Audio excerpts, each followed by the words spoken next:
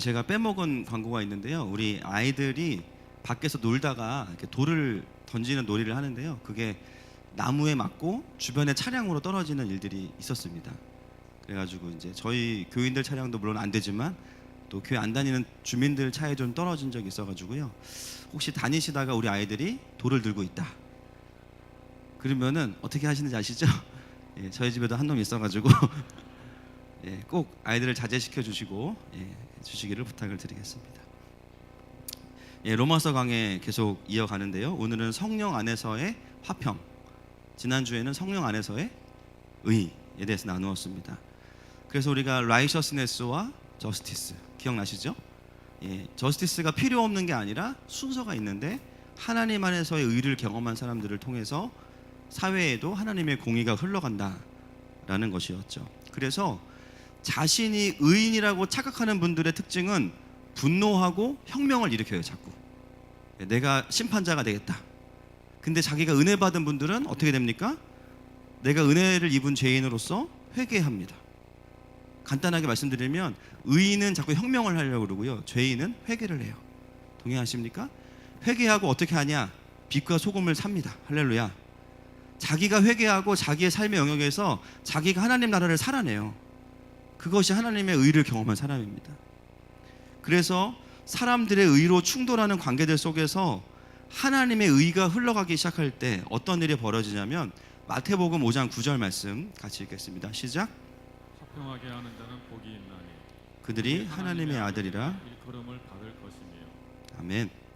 화평의 열매를 맺게 되죠. 진짜 평화가 오게 됩니다. 그래서 오늘 바울도 이 관계 안에서 성령 안에서의 의를 경험한 사람들은요, 화평의 열매로 간다고 이야기하고 있습니다. 제가 12월 24일 날 성탄절 때 이제 성탄설교 같지 않은 성탄설교를 했었죠. 기억나십니까? 그때 이제 자본주의와 사회주의를 이야기하면서 진짜 샬롬은 예수님밖에 없다. 결국 그것을 이야기하면서 이 평강, 화평이 평강과 똑같은 말이거든요. 이 평강이 무엇인지를 나누었습니다. 이 평강이란 단어는 전쟁 용어인데요, 모든 전쟁이 끝난 상태를 의미해요. 잠깐 휴전된 상태가 아니고요, 완전히 모든 위험으로부터 완전히 보호받고 있는 상태가 바로 주권적인 평강입니다. 잠시 뭐 집안이 되게 평화롭네, 보니까 남편이 출장 갔어, 그런 거 말고요. 집안이 조용하지, 애들이 학원 갔어, 그런 거 말고요. 그래서 애들 들어오면 다시 전쟁이 시작되고, 그런 거 말고요. 모두가 다 있는데 이상하게 괜찮아. 할렐루야. 그죠? 뭔가 평화롭다. 왜 그게 가능하냐면 아주 주권 아래에서 그 평화가 지켜질 때에만 가능합니다. 그러므로 진정한 평화는 언제 구현되는가? 무조건적인 자유를 줄 때 평화가 오는 게 아니라 강력한 힘에 의해서 보호받을 때, 완전히 전쟁에서 다 적을 섬멸하고 아무런 위협과 두려움이 없는 그 상태에 있을 때 진정한 평강이 임합니다. 여러분, 하나님 나라가 왜 샬롬의 나라입니까? 예수님께서 십자가에서 죄를 완전히 이기셨기 때문이에요. 아멘이십니까? 사단의 머리를 밟으셨기 때문입니다. 그것을 믿는 자들, 그들은 하나님의 주권과 하나님의 보호하심을 경험하게 되죠. 우리가 하는 찬양 중에 난 주보혈 아래에 있네, 원수의 어떠한 공격에도 난 더 이상 넘어지지 않네, 난 주보혈 아래에 있네. 할렐루야. 여러분, 하나님께서 우리를 다스리실 때에만 평강이 있습니다. 그 말은요, 하나님의 통치를 누리지 못할 때에는 평강을 잃어버린다는 거죠. 그래서 오늘은 우리가 참 아이러니하게도 평강을 이야기해야 되는데요, 평강을 회복하는 방법을 이야기하면서 결국 전쟁의 이야기를 할 수밖에 없어요. 왜냐하면 이 평강은 전쟁을 통해서 오기 때문입니다. 어떻게 평강이 오는가 함께 좀 나누어 보기 원합니다. 마태복음 10장 34절부터 39절까지 말씀입니다. 시작. 내가 세상에 화평을 주러 온 줄로 생각하지 말라. 화평이 아니요 검을 주러 왔노라. 내가 온 것은 사람이 그 아버지와 딸이 어머니와 며느리가 시어머니와 불화하게 하려 함이니, 사람의 원수가 자기 집안 식구리라.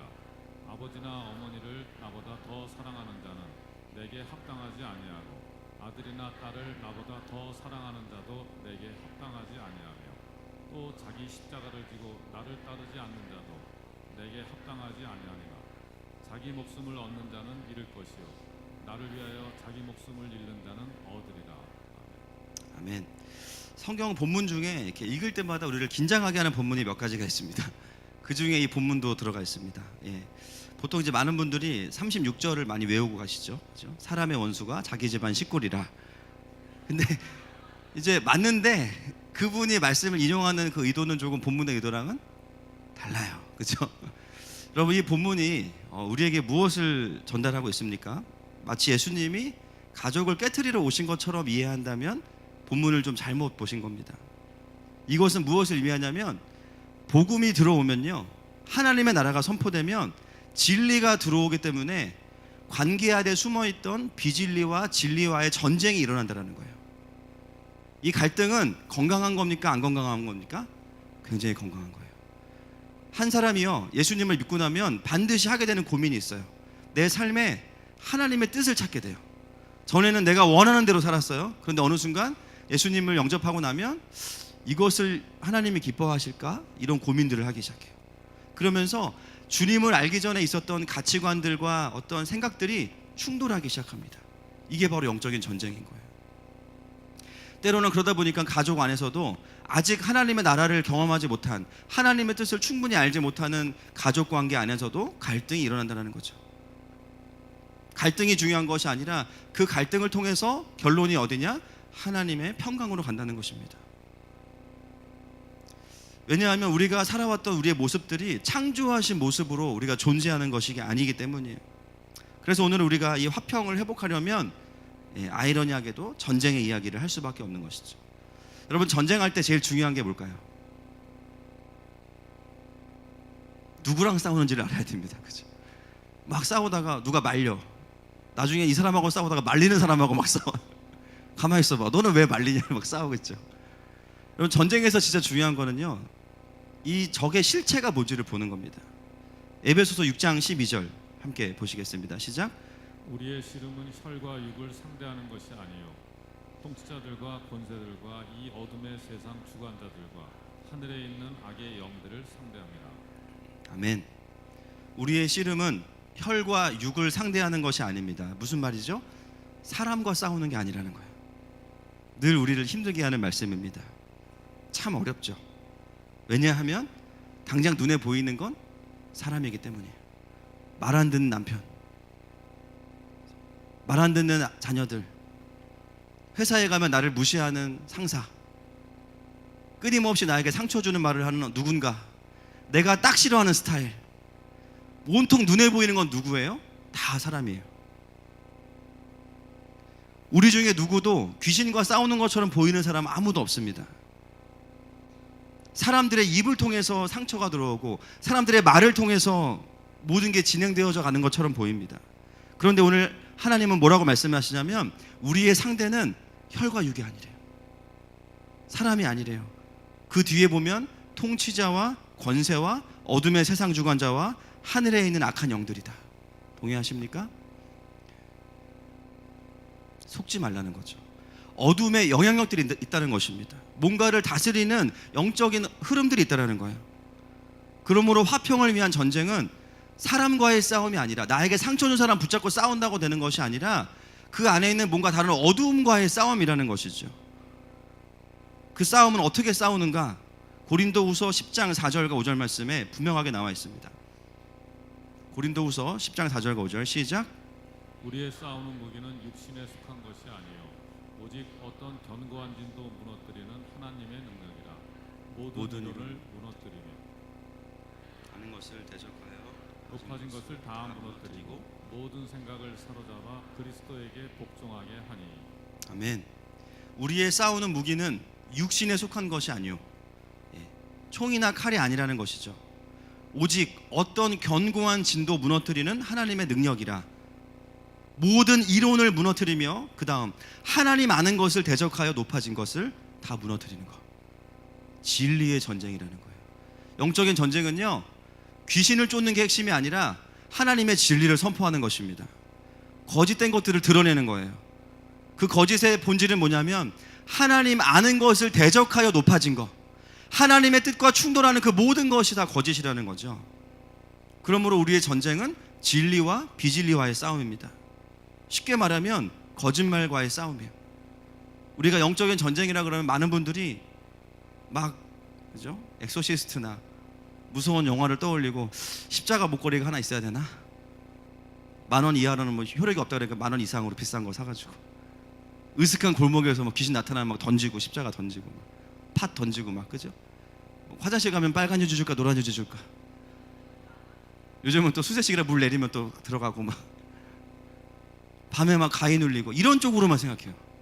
물론 그럴 수도 있습니다. 그런데 여러분, 사단의 가장 강력한 공격은요, 우리를 무섭게 하는 게 아니에요. 우리를 거짓말 가운데 왜곡시키는 겁니다. 하나님을 대적하여 높아진 이론들을 우리의 생각과 우리의 미디어와 삶 속에 곳곳에 숨겨놓는 거죠. 그래서 우리가 그것을 진리인 것처럼 받아들이면 그들의 공격은 성공하게 됩니다. 그래서 사단의 이름이 뭐냐면 따라하겠습니다. 거짓의 아비. 요한복음 8장 44절입니다. 같이 읽겠습니다. 시작. 너희는 너희 아비 마귀에서 났으니 너희 아비의 욕심대로 너희도 행하고자 하느니라. 그는 처음부터 살인한 자요 진리가 그 속에 없으므로 진리에 서지 못하고 거짓을 말할 때마다 제 것으로 말하나니 이는 그가 거짓말쟁이요 거짓의 아비가 되었습니다. 아멘. 사단에 대한 예수님의 언급이 거짓의 아비예요. 거짓말로 세상과 사람을 조종합니다. 속이는 자죠. 여러분, 성경에 가장 먼저 나오는 거짓말이 뭔지 아십니까? 성경에 가장 먼저 나오는 거짓말, 그렇죠. 사단이 하와에게 선악과에 대해서 속삭이는 말이 가장 먼저 나옵니다. 한번 보겠습니다. 이 사건에 이 사단의 전략이 다 들어있어요. 창세기 2장 16절과 17절인데요. 같이 한번 보겠습니다. 시작. 여호와 하나님이 그 사람에게 명하여 이르시되 동산 각종 나무의 열매는 네가 임의로 먹되 선악을 알게 하는 나무의 열매는 먹지 말라. 네가 먹는 날에는 반드시 죽으리라 하시니라. 아멘. 원래 하나님께서 주신 법이 바로 이 두 말씀이죠. 하나님은 사람을 피조물로 창조하시면서 인격적으로 존중하는 것, 그것이 선악과의 첫 번째 의미고요. 두 번째는 뭐냐면 따라하겠습니다. 법, 권위예요. 권위. 사람 위에 하나님 있다는 것을 말씀하시기 위해서 너네가 모든 것은 자유롭게 해도 되지만 이것만 하지 마. 그 법이 뭐예요? 선악과죠. 모든 걸 먹지 말라고 말씀하신 게 아니라 이것만 먹지 말라고 말씀하셨어요. 여러분, 자녀들이 부모의 말에 순종해야 되는 이유는 이해가 돼서가 아니고요, 부모이기 때문입니다. 맞습니까? 물론 말도 안 되는 거를 요구하면 안 되겠죠. 그러나 이해가 돼서 순종하는 게 아니에요. 집에 어른이 있다는 걸 알아야 돼요. 맞습니까? 요즘 시대는요, 권위의 반대가 탈권이라고 잘못 이해를 해요. 여러분, 권위주의의 반대는 진정한 권위입니다. 맞죠? 가족을 보호하고 자녀들을 보호하고 자기 위에 자기가 공경해야 되는 어른이 있다는 것을 알아야 돼요. 요즘에 너무 탈권위로 가다 보니까요, 권위 자체가 잃어버려져 있습니다. 하나님께서 사람을 창조하시고 나서 너의 위에 권위가 있다라는 것을 가르치시기 위해서 한 가지의 법을 주신 거예요. 그게 선악과입니다. 근데 그 법을 주셨기 때문에 법을 어기면 반드시 대가가 있어요. 그게 뭡니까? 반드시 죽는 거예요. 한 가지의 법인데 강력한 법이죠. 모든 걸 다 해도 되지만 그것만 하지 마. 법이에요. 그런데 이 법을 사단이 어떻게 왜곡시켜 가는지를 우리가 한번 본문을 파헤치면서 보겠습니다. 자, 3장 1절 시작. 그런데 뱀은 여호와 하나님이 지으신 들짐승 중에 가장 간교하니라. 뱀이 여자에게 물어 이르되 하나님이 참으로 너희에게 동산 모든 나무의 열매를 먹지 말라 하시더냐. 아멘. 자, 여러분, 뱀의 질문이 아무것도 아닌 것 같지만 잘 한번 묵상해 보세요. 하나님이 참으로 너희에게 동산 모든 나무의 열매를 먹지 말라고 하시더냐. 여러분, 하나님 이렇게 말씀하셨나요? 아니죠. 다 먹어도 된다고 말씀하셨죠. 분명히 2장 16절에 보면 동산 각종 나무의 열매는 내가 임의로 먹되, 마음대로 먹되, 마음껏 먹으라고 하셨어요. 하나님의 의도는요, 구속하고 압박하는 게 아니라 사실 자유를 주시는 게 맞습니다. 그런데 사단은요, 그것을 어떻게 이미지를 바꿔내고 있냐면 동산 모두 나무의 열매를 먹지 못하게 하는 분. 굉장히 뜬금없는 질문인 것 같지만 하나님의 이미지를 살짝 왜곡시키고 있어요. 여러분이 사단의 질문은 엄청난 의도를 가지고 하는 질문입니다. 이 질문 자체가요, 하나님에 대한 이미지를 살짝 왜곡시켰어요. 어떻게? 자유를 주시는 분에서 우리를 억압하시는 분으로 이미지를 만들어 버립니다. 여러분, 하나님은 실제로 자유를 주시지만 법을 주신 하나님이세요. 맞습니까? 이게 진짜 하나님이거든요. 근데 완전히 무서운 하나님으로 바꿔버렸어요. 밸런스를 무너뜨렸습니다. 한쪽을 강조해 버리니까 하와가 어떻게 되냐면요, 완전히 반대쪽으로 가버려요. 그거에 대한 대답이 아니, 하나님은 사랑과 공의의 하나님이야가 아니고요, 하나님은 억압하는 분이야라는 이미지에 대해서 하나님은 자유를 주시는 분이야, 너무 이쪽으로 가버린 거예요. 어떻게 알 수 있냐면 하와의 대답을 보면 알 수 있습니다. 3장 5절 말씀. 3장 5절 시작. 너희가 그것을 먹는 날에는 너희 눈이 밝아져 하나님같이 되어 선악을 알 줄 하나님이 아심이니라. 3장 3절 읽겠습니다. 3절 시작. 동산 중앙에 있는 나무의 열매는 하나님의 말씀에 너희는 먹지도 말고 만지지도 말라. 너희가 죽을까 하노라 하셨느니라. 아멘.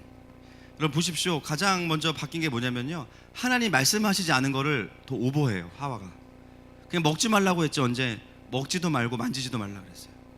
그 다음에 반드시 죽는다고 했는데 죽을까 하노라. 이게 뭐냐면요, 하나님을 대변하고 있어요. 그런데요, 너무 따뜻한 분으로 대변하다 보니까 하나님 원래 말씀하신 밸런스를 완전히 넘어가 버린 거예요. 죽을지도 모른다, 죽는다고 했는데. 여러분, 사단이 본인들의 거짓을 어떻게 풀어내냐면요, 이게 바로 프레임이라는 겁니다. 하나님의 이미지를 딱 이렇게 고정시키면요, 그것과 싸우다 보면 진짜 하나님을 잃어버리게 만들어요. 하나님은 사랑과 공의의 하나님이십니다. 그런데 한쪽을 강조하면서 다른 한쪽으로 치우치게 만들어서 진짜 하나님을 못 보게 만드는 거죠.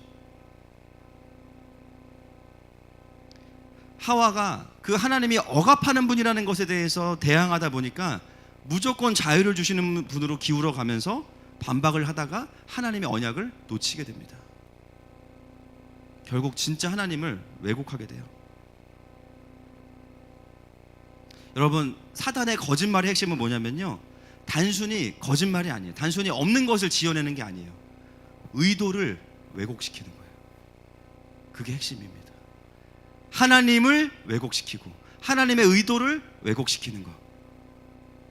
그것만 해주면 우리가 알아서 갑니다. 알아서. 하나님에 대해서 오해하면요, 알아서 하나님을 떠나요. 어떤 관계에서 그 사람을 우리가 왜곡하게 되면요, 의도를 왜곡하게 되면 알아서 관계가 끊어집니다. 이게 비진리예요. 이게 사단이 심어놓는 거짓 프레임이에요. 똑같은 시험을 사단이 나중에 누구한테 하냐면 예수님께 합니다. 언제 하죠?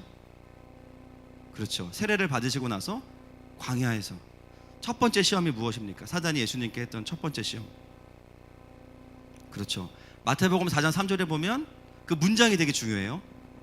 내가 하나님의 아들이거든. 이 문장이 되게 사람 열받게 합니다. 사실 사단이 그렇게 안 해도 이미 예수님은 하나님의 아들이십니다. 근데 문장이 뭐냐면요, if 네가 하나님의 아들이거든 돌들을 명하여 떡이 되게 하라. 이것도 뭐예요? 프레임이에요. 만약에 이 프레임에 넘어가서 떡을 만들면, 아니 떡을 만들지 않으면 먼저 하나님의 아들이 아닌 게 돼버리죠. 만약에 그 프레임에 넘어가서 떡을 만들면 어떻게 될까요? 떡을 만들었어. 40일을 금식하셨기 때문에 너무 배고파. 기도했더니 다 피자로 바뀌었어요. 막 드시는 거예요. 막. 그 순간 사단이 어떻게 하겠습니까? 카메라를 들이대면서 유튜브에 실시간으로 올리는 거예요. 아, 지금 이 현장은 이 땅을 구원하기 온 예수님이 자기 능력을 사용해서 혼자 피자를 만들어서 드시고 계십니다. 여러분, 이게 구원자의 실체입니다. 유튜브에 올려버려. 인스타그램에 올려가지고 샵 떡스타그램, 샵 셀프떡, 샵 대실망 빨리 쓰겠죠. 바리새인과 서기관들도 보면요, 항상 예수님이 설교하고 나면 딴지를 겁니다. 자기의 의에 막 복받쳐가지고요, 프레임을 가지고 와요. 안식일에 손이 마른 사람을 막 고치라 그래요. 프레임을 딱 짜가지고요, 그 안에 들어오게 한 다음에 가둬버리는 거, 거짓 속에 가둬버리는 거. 이게 사단의 전략입니다. 오늘 설교는 사단이 진짜 싫어할 거예요. 천기누설, 그죠? 여러분, 사단이 하는 거짓말은요, 그냥 들으면 바로 알 수 있는 막 잘생기셨네요, 어디서 뻥이야, 그죠? 그냥 들으면 이건 아닌데, 이런 게 아니에요. 그런 게 아니에요. 교묘해요. 진리인 것 같은데 아닌 것 같고, 뭔가 맞는 것 같은데 결론적으로는 생명이 없고, 뭔가 맞는 말 같은데 그대로 살아보면 안 되고, 뭔가 맞는 말 같은데 그대로 살아보면 하나님과 멀어지고 관계가 끊어지고, 그런 비진리들을 계속 우리의 마음속에 집어넣습니다. 이게 사단의 거짓 프레임이죠. 처음부터 뱀이 와가지고 하와한테요, 너 이거 먹어도 안 죽어. 하와가 넘어갔을까요? 안 넘어갑니다.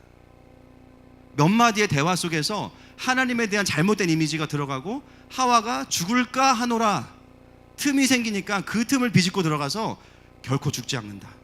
3장 4절 같이 읽겠습니다. 3장 4절 창세기 시작. 뱀이 여자에게 이르되 너희가 결코 죽지 아니하리라.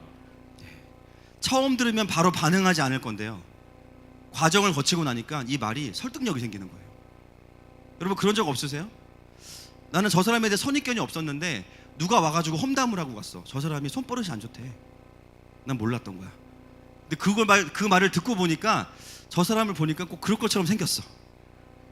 눈이 쪽지 젖은 게 그렇게 생겼어.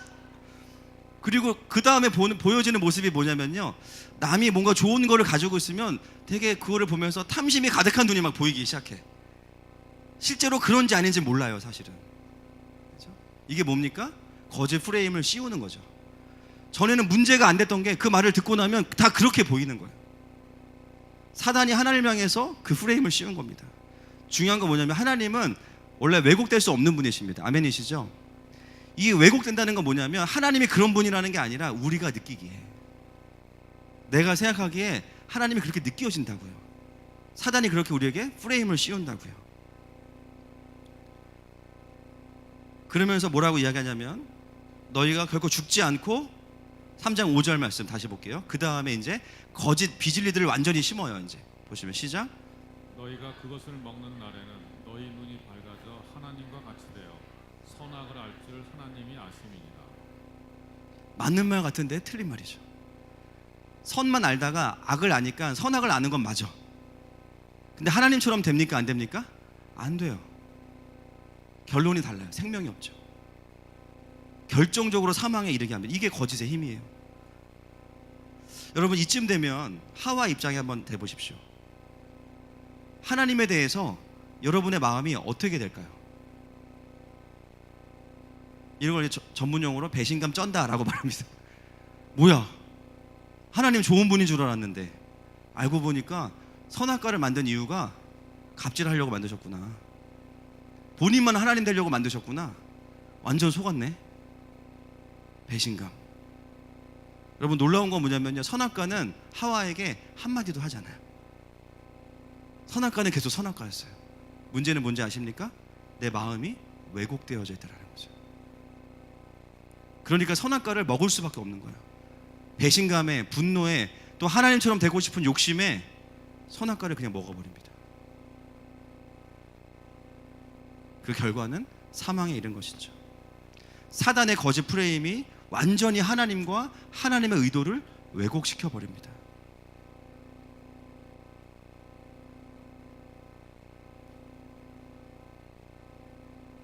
여러분, 이것이 사단이 우리에게 거짓을 심는 가장 중요한 전략입니다. 여러분, 사단은 끊임없이 선악과에만 그렇게 일했던 것이 아니라 우리의 삶 가운데도 계속해서 거짓 프레임들을 심어놔요. 개인적으로든 관계적으로든 내가 세상을 바라볼 때에도 비진리들을 심어놓습니다. 끊임없이 하나님의 선하심을 의심하게 만들죠. 끊임없이 하나님의 의도를 의심하게 만들죠. 끊임없이 하나님의 존재를 의심하게 만들어요. 하나님께서 날 사랑하시지 않는 것 같은 여러 가지 이유들을 우리에게 제시합니다. 사단은. 야, 하나님이 널 사랑하시는 것 같아? 그러면 너의 가정은 왜 이렇게 힘드니? 하나님이 널 사랑하시는 것 같아? 근데 왜 네 인생은 그렇게 안 풀리니?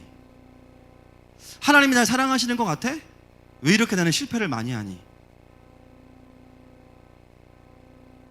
그 말을 듣고 나면요, 마음에 하나님에 대한 이미지가 왜곡되기 시작해요. 맞아. 그러면요, 하와처럼 스스로 하나님의 언약을 바꿔버려요. 이미지만 방향만 딱 틀어주면요 스스로 부정적으로 해석을 합니다. 그리고 하나님을 오해하죠. 그리고 시간이 지나면 어떻게 됩니까? 당연히 하나님을 의지하기보다는 내가 내 인생의 주인 되어서 살아가려고 합니다. 심지어 나는 나 스스로를 바라볼 때도 똑바로 보기가 쉽지가 않아요. 왜곡돼요. 몇 가지 이유들로 인해서 너는 그래서 무가치해. 모두가 널 무시한다? 놀라운 것은 사람들이 격려해주고 칭찬해주는데요 그 말은 하나도 기억이 안 나. 갑자기 그 순간 모든 자료가 어떤 자료만 떠오르냐면 내가 무시받았던 기억만 쫙 떠올라요.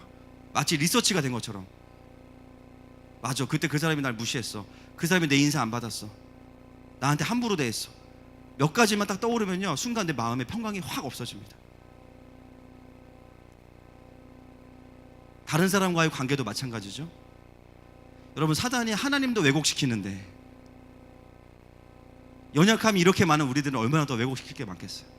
부족함이 한두 가지가 아닌데. 동의하십니까? 그 사람은 사실 날 사랑하고 기다려준 건데 나에게 관심이 없어, 이렇게 받아들이는 거예요. 참고 또 참는데 나에게 관심이 없어. 저 사람이 날 믿지 않는구나. 사람과 사람을 계속해서 거짓 프레임이 이간질합니다. 서로를 향한 의도를 왜곡시켜요. 나중에 알고 나면 진짜 아무것도 아니었는데, 별것도 아닌데 완전히 마음을 상하게 만들어요. 심지어 서로 배려한다고 한 건데 배려가 되지 않아요. 여러분, 이 평강의 문제는요 창세기 선악과 사건에만 있었던 문제가 아니라요 우리의 현실이에요. 동의하십니까? 그 사단이, 주님도 역사하시지만 그 사단도 지금도 역사합니다. 끊임없이 우리의 존재에 거짓말을 심고요, 관계 안에서 끊임없이 거짓말을 심어서 의도들을 왜곡시켜요. 가장 하나님과의 관계를 많이 닮았다고 하는 부모와 자식 간에도 사랑이 전달되기가 쉽지가 않죠. 제가 아는 한 자매가 아이를 키우면서 깨달은 게 있대요. 뭐냐면 본인이 자라날 때는 자기를 키워준 엄마한테 좀 그런 마음이 있었대요. 좀 서운한 마음. 왜냐하면 조금 더 애정 표현을 해주지 않는 것에 대해서 좀 마음 한켠에 뭐 밉고 이런 게 아니라 서운한 마음이 있었대요. 근데 나중에 아이를 키우면서 깨닫게 된 것은 뭐냐면, 아, 우리 엄마는 사랑한다고 하거나 스킨십을 해주는 것보다는 나를 위해서 헌신하고 봉사하는 게 사랑의 언어였구나. 그걸 나중에 이제 알게 된 거예요.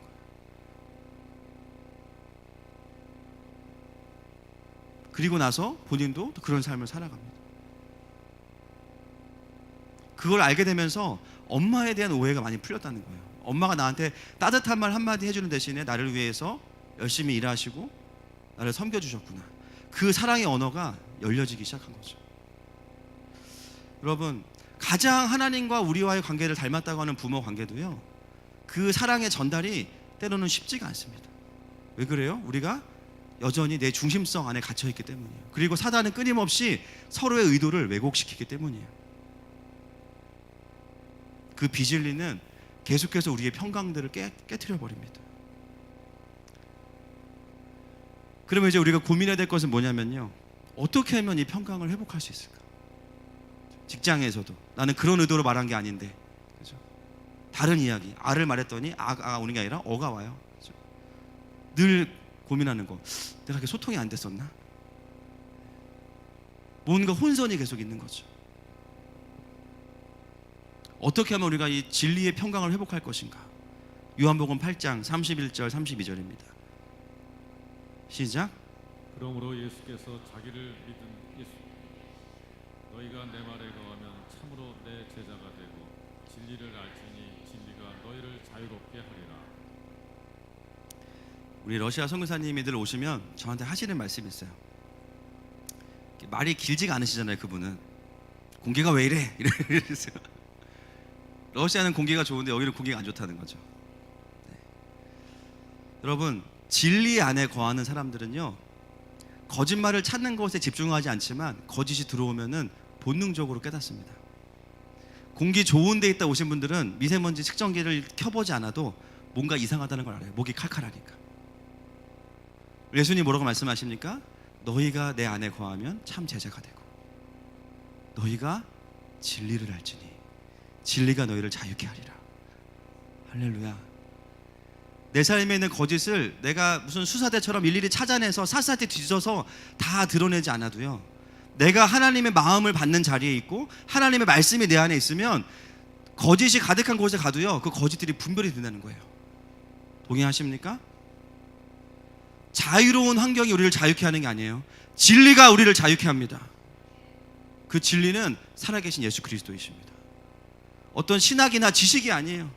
날마다 나와 동행하시면서 나에게 말씀해 주시는 그분의 마음이 흘러들어올 때 내 안에는 비진리가 드러나는 거예요. 여러분, 하와가요, 뱀이 계속 말을 걸 때 하나님 한 번만 보고 왔으면 그럴 일 없어요.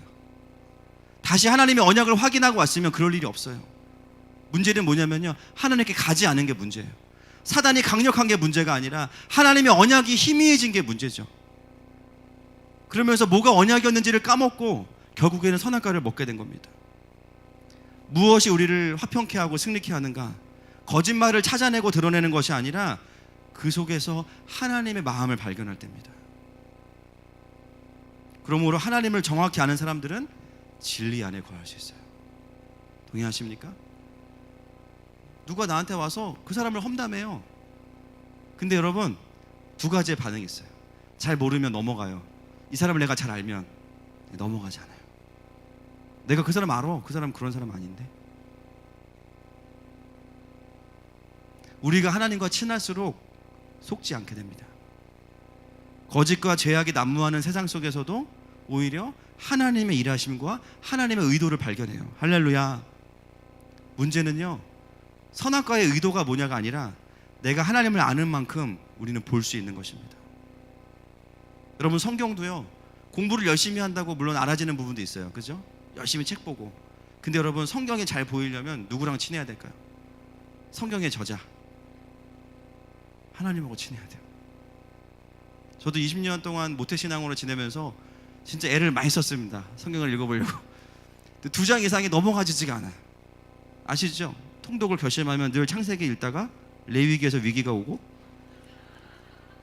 성막은 왜 존재해? 이러면서 이제 잠을 들고 다음날 아침에 일어나고, 이거를 막 수십 년을 반복을 하고, 막 말라기까지는 와보지를 못해요. 아예 말라기가 있다는 걸 나중에 알았습니다. 구약에서. 거기까지 오기가 쉽지가 않으니까. 성경을 읽으면 대체 이거는 뭐 이해가 안 되는 거예요. 뭐 하나님은 편애하시고, 막 맨 전쟁 이야기 뭐 죽었다 그래 무섭고, 막 신약에 왔더니 이제는 막 기적이 나와. 무리를 걸으셨대. 아, 이건 또 어떻게 믿지? 오병이요, 어떻게 믿지?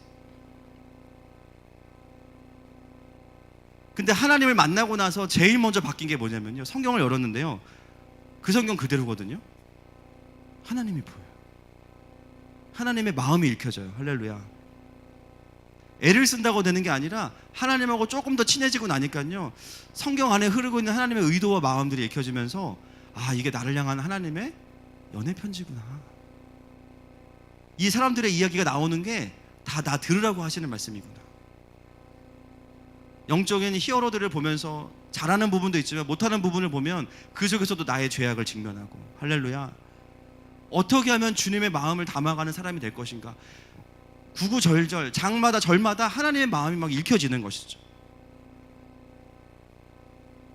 전에는 사람만 보이던 성경이 이제는 하나님이 보이고, 놀라운 건 성경이 열리고 나니까 내 삶이 열리는 거예요.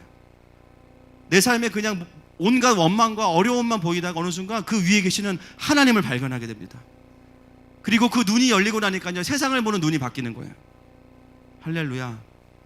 하나님께서 열방을 어떻게 세워가시는지를 보게 됩니다. 아, 이것은 어떤 사실인의 문제가 아니고 내 관점과 마음의 문제였구나. 여러분, 친형들에게 노예로 팔려간 그 사람을 아십니까? 창세기에 나오는 요셉이죠.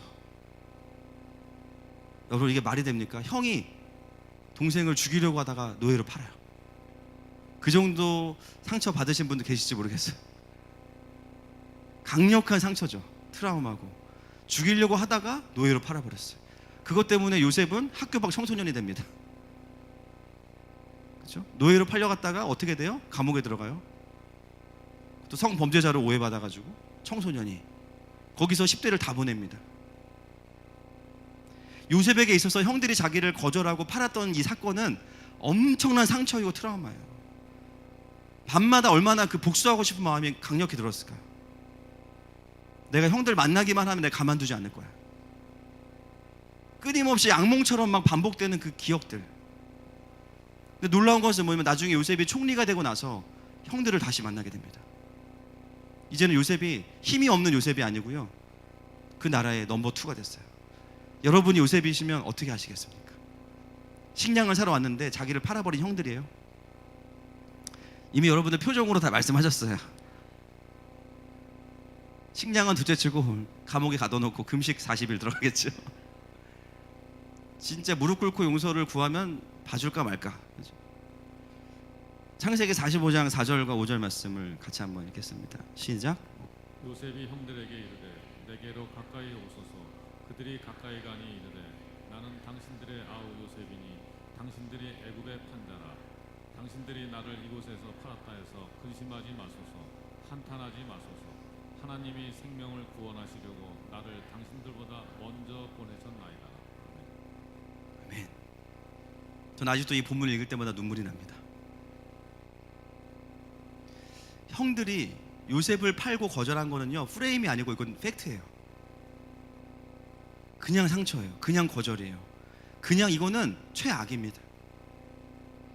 물론 요셉도 처음부터 이렇게 마음이 정리가 되진 않았을 거예요. 분명히 형들이 미웠고 너무 싫었을 거예요. 죽이고 싶고. 그런데 어느 순간 요셉에게 일어난 변화들을 마지막에 우리가 확인하게 되는 거, 요셉이 하나님의 관점으로 보고 있다는 거예요. 아멘이십니까? 우리 같으면요, 이제는 내가 권력이 생기면, 그죠? 적폐를 청산해. 요셉을 팔 때 누가 먼저 팔자고 했냐? 나와봐, 얘기해봐. 저요, 사형. 그죠? 도와준 놈 누구야? 저요, 무기징역. 방관한 놈 누구야? 곤장 300대. 이런 식으로는 책임을 묻는 쪽으로 해결하겠죠. 그 누구보다 요셉은 정말 그러고 싶었을 거예요. 그래야 되는 입장입니다. 그런데 요셉은 그 모진 시간들을 겪으면서 어떤 결론을 냈냐면요, 내가 그렇게 힘든 시간을 보낸 이유는 하나님께서 나를 먼저 보내셔서 당신들을 구원하라고. 당신들을 구원하라고 나를 먼저 이곳으로 보내셨습니다. 어떻게 그게 가능할까요? 그 사실도 사실이지만 하나님께서 모든 순간마다 요셉과 함께 하셨어요. 요셉이 복수에 치받쳐 올라올 때, 분노가 치받쳐 올라올 때마다 하나님 요셉을 만지신 거예요. 기록되어 있지 않지만 감옥에서 보냈던 시간들, 웅덩이에서 보냈던 시간들, 보디발의 노예로 있었던 시간들, 수많은 억울한 시간들 속에서 요셉은요, 복수의 칼날을 간 것이 아닙니다. 하나님 앞에 나아갔어요.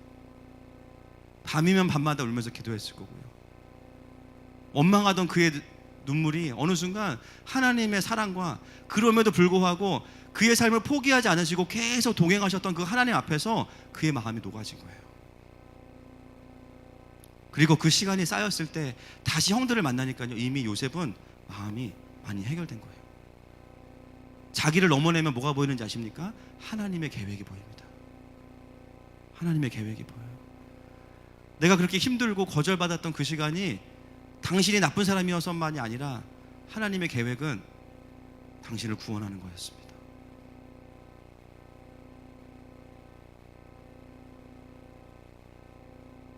수많은 사람들은 다시 그 자기가 거절받았던 시간을 계속 되뇌이면서 그 사람을 만나면 그 자리로, 그 장소로 그 사람을 데리고 가죠. 기억 속으로. 그리고 복수하죠. 거기에 우리의 마음은 다 매여 있습니다. 그러나 요셉은 하나님의 관점이 들어오면서 그 자리에서 분노하는 것으로 결론 내지 않고 오히려 그 하나님께서 지금 나의 삶의 자리에서 내가 어떻게 살아가야 되는지, 내가 지금 해야 될 것은 무엇인지를 하나님께 받아내고 건강하게 살아가는 사람이 되었습니다. 어떻게 이것이 가능합니까? 그가 진리 안에 있었기 때문이에요. 살아계신 진리, 하나님. 그 하나님의 마음을 받아내는 자리에 실패하고 좌절할 때마다 있었기 때문이에요. 사랑하는 여러분, 실패해도 되고요, 낭망해도 돼요. 그러나 주님 안에서 하십시오. 주님 안에서 하십시오. 내가 살아오면서 겪은 많은 아픔과 상처와 실패들, 고통들, 때로는 원하지 않던 질병들, 하나님이 나를 미워하셨거나 하나님이 안 계셔서가 아니라 오히려 그 원인은 죄악이겠지만 그걸 사용하셔서 하나님은 우리를 더 많은 사람들을 사랑하게 준비시키셨습니다. 요셉은 그 거짓에 속지 않고요, 날마다 하나님의 마음을 받아냈기 때문에 그 사건을 하나님의 관점으로 완전히 새롭게 해석하게 된 것이죠. 거짓의 평강을 빼앗기지 않았습니다. 어제 우리 청년들, 리더들 모여서 꽤 오랜 시간 동안 이제 리더들이 살아온 삶을 좀 나누었어요. 다 못 나누고 절반 정도 나누었는데요, 참 한 명 한 명의 우리 청년들의 삶 속에 진짜 다양하지만 그 동일한 하나님의 이야기들을 들을 수 있었습니다. 그 중에 한 지체가 이제 저도 잘 몰랐어요. 같이 예배만 드렸지 잘 몰랐는데 그 나이에 비해서 정말 많은 그 쉽지 않은 시간들을 보냈어요. 실패와 절망들 듣는데 와, 마음이 먹먹해지더라고요. 그냥 야, 얘가 살아있는 것만으로도 기적이다, 은혜다. 근데 더 은혜는 뭐냐면 그걸 담담히 나누고 나서 했던 고백이 뭐냐면, 그렇기 때문에 자기가 어떤 멤버들을 붙여주셔도 그들의 삶을 헤아릴 수 있다는 게 감사하다는 거예요. 그리고 뭐 장기 플랜이 아니라 하루하루 눈을 뜨게 해주신 것만으로도 감사하다는 거예요. 제가 그 얘기다 빵 터져가 저도.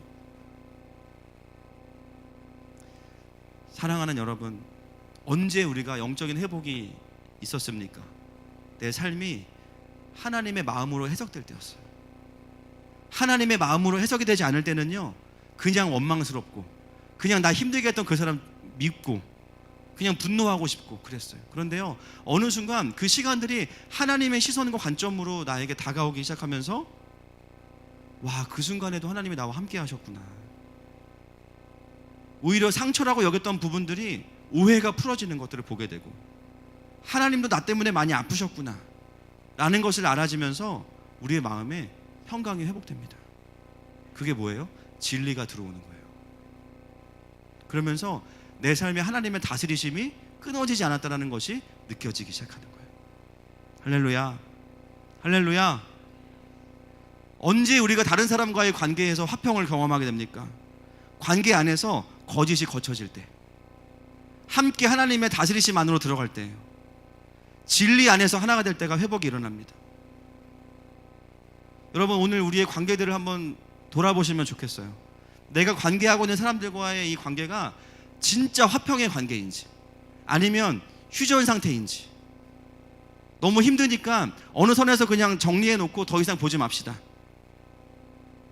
아니면 아예 개별 국가로 지내고 있지는 않습니까? 여러분, 사과한다고 끝나는 게 아니더라고요.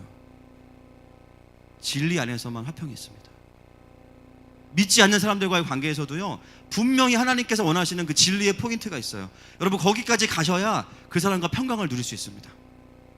동의하십니까? 오늘 그 평강의 하나님이 우리를 찾아오시길 축복합니다. 모든 거짓과 이간질은 떠나갈지어다. 그러려면요, 내 안에는 거짓 프레임이 깨져야 돼요. 북한의 핵도 문제이지만 내 마음의 핵이 더 문제. 트럼프가 우리를 먼저 만나야 돼요. 사실은 북미회담보다 우리는 전술핵을 이미 다 가지고 있잖아요, 그렇죠? 언제든지 싸울 준비가 돼 있고 건들기만 해봐라. 여러분, 사단은 왜곡된 자를 통해서 다른 사람을 또 왜곡시키는 게 그의 전략입니다. 그래서 하나님의 아들들, 하나님의 딸들은 화평케 하는 자가 되는 거예요. 여러분들이 가는 곳마다 왜곡된 진리가 다시 하나님의 진리로 바뀌어지기를 축복합니다. 무너진 관계들이 회복되기를 축복합니다. 하나님과 멀어진 자들이 여러분들을 만나고 나면 하나님 앞으로 갈 수 있기를 축복합니다. 그것이 하나님께서 우리에게 도전하시는 삶이죠. 그것이 이 땅에 화평을 가져오는 자들의 삶의 모습입니다. 그러려면 진리 안에 거하셔야 돼요. 하나님 안에 살아계셔야 돼요. 동의하십니까? 말씀을 좀 정리하기 원합니다. 쉽지 않죠. 매일 어둠과 거짓 속에 살아가는 우리의 삶 속에서 쉽지 않습니다. 나도 나를 바라볼 때 자주 왜곡해요. 그렇기 때문에 우리는 주님이 필요합니다. 이 시간 하나님의 물으심 앞에 좀 섰으면 좋겠어요. 여러분, 신앙생활은 다른 게 아니라 진리이신 하나님을 잘 믿어드리는 겁니다. 동의하십니까? 그분을 잘 믿어드리는 사람은요, 진리 안에 있을 수 있어요. 조금 속을 수 있지만 다시 그 자리를 찾을 수 있는 거예요. 주님이 물어보십니다. 너는 나를 믿니? 너는 나를 얼마나 신뢰하니? 어떤 상황에도 나를 좀 믿어줄 수 있니? 주님 물어보십니다. 시가 우리의 삶에 신실하게 우리를 바라보시는 그 아버지의 사랑을 노래하면서 나아가십시다.